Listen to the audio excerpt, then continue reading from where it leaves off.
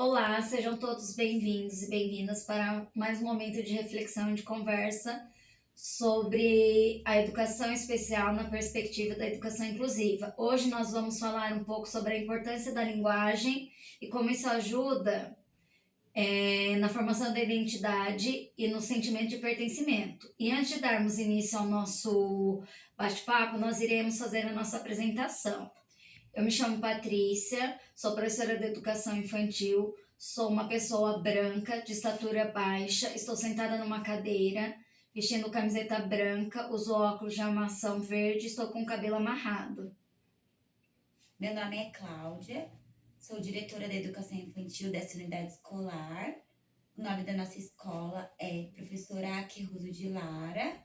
Estou com uma blusa bege, tenho estatura baixa.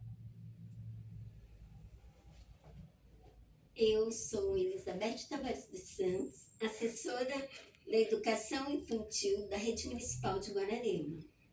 Sou uma mulher baixa, de pele clara, cabelos escuros pelos ombros, olhos castanhos. Estou usando óculos bege e vestindo uma blusa e um casaco azul marinho. Isso mesmo. E esse é um tema muito rico, né?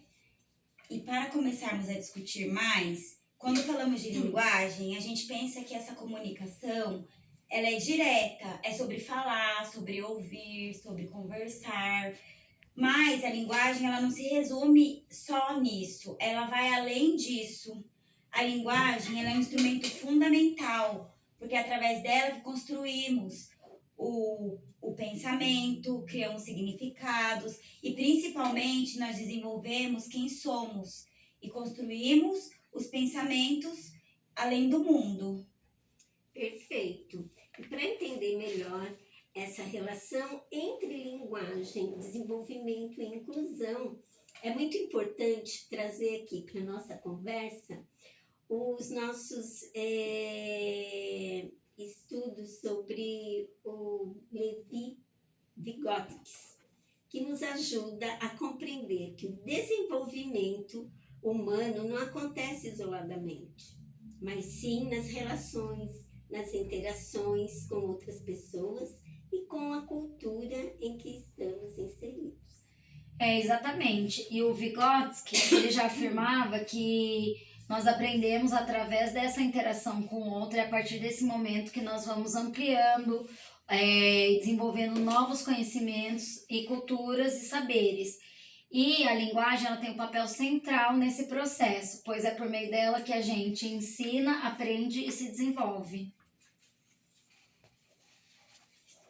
Nossa, e olha que interessante. O Vygotsky fala também sobre a dupla mediação. De um lado, temos a mediação dos instrumentos culturais, que são os símbolos, os signos, como fala, escrita, os gestos, os desenhos, os números, tudo isso a gente utiliza no dia a dia, né? Tudo aquilo que usamos para a gente representar o mundo.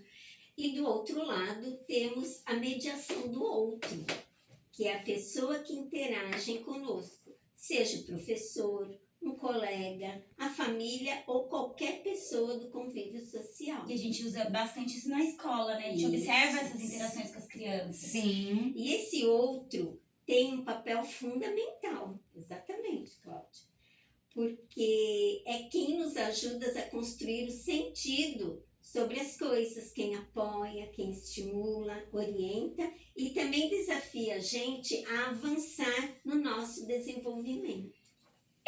Falando sobre isso, quando nós vamos falar de uma educação inclusiva, nós não podemos esquecer que ela não acontece sozinha, independente de nossas diferenças, necessidades, a partir da interação, do contato com o outro, que isso vai acontecer. E vale lembrar também outro conceito do Vygotsky, que é muito importante, que tem os conceitos espontâneos e os conceitos científicos.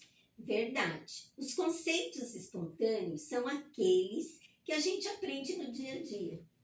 Experiências do nosso cotidiano, nas conversas com as famílias, nas vivências da comunidade, nas interações na escola. Por exemplo, se uma criança ela aprende que se chover, ela tem que fazer o quê? Ah, vou pegar o guarda-chuva. Isso vem da experiência. E quando nós vamos falar sobre esses conhecimentos científicos, nós não podemos esquecer que eles são construídos dentro do ambiente escolar, de uma forma mais organizada, sistematizada, a partir da mediação, uma mediação mais organizada. Por exemplo, se eu vou explicar sobre o ciclo da água para uma criança, como que formam as nuvens, porque chove, essa criança ela não vai conseguir construir esse conhecimento sozinha. Então, a partir dessa mediação com o professor e com os materiais didáticos e recursos que a escola disponibiliza, que eles vão construindo e se apropriando desse conhecimento. É um momento de uma atividade mais significativa para a criança. E pensando na educação inclusiva, é fundamental que o professor reconheça que o estudante de educação especial também tem os seus saberes, tem que trazer em consideração aquilo que ele já tem, aquele conhecimento prévio dele, né, as experiências e os seus conceitos espontâneos, e a partir desse pressuposto ele vai construir, como a Patrícia mesmo disse, os seus conhecimentos científicos, com aquilo que o professor vai trazer para ele e o que ele já tem saber prévio. Exatamente. É por isso que a escola inclusiva, ela precisa garantir acesso não só ao conteúdo, mas também às diferentes formas de linguagem e representação. Afinal, nem todo mundo se comunica da mesma maneira, da mesma forma, né? Então, alguns usam a fala, outros usam libras, outros comunicação alternativa, recursos visuais, gestuais. Gente, e tudo isso é linguagem. E vale lembrar também que quando a gente oferece esses diferentes caminhos para o estudante, isso faz com que ele construa o seu próprio conhecimento e que ele tenha o sentimento de pertencimento daquele grupo, daquela comunidade escolar, daquela cultura mesmo. Isso também nos faz refletir que a linguagem não é apenas uma ferramenta para dizer as coisas, mas também nos faz pensar e refletir que ele está percebendo o mundo, que é com isso que organiza as ideias, os sentimentos e constrói a identidade. E quando isso acontece, por exemplo, se a escola ela não garante esses espaços de mediação, quando ela não oferece recursos adequados e não valoriza as diferentes formas de expressão, o que acontece? Ela acaba negando ao sujeito o direito de se desenvolver plenamente e de participar efetivamente da vida escolar e também social.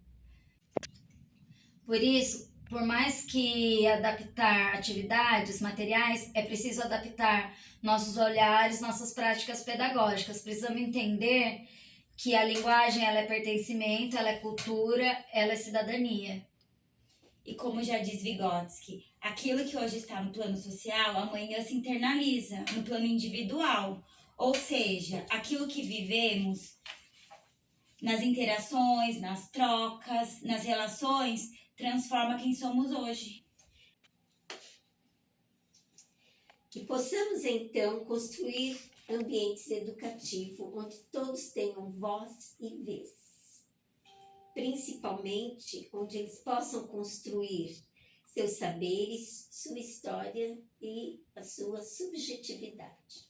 É isso. Fica aqui agora o nosso convite para você, educador e educadora, que vocês repensem sobre as suas práticas e entendam que cada estudante ele tem um enorme potencial de aprender, de se desenvolver e construir a sua própria trajetória.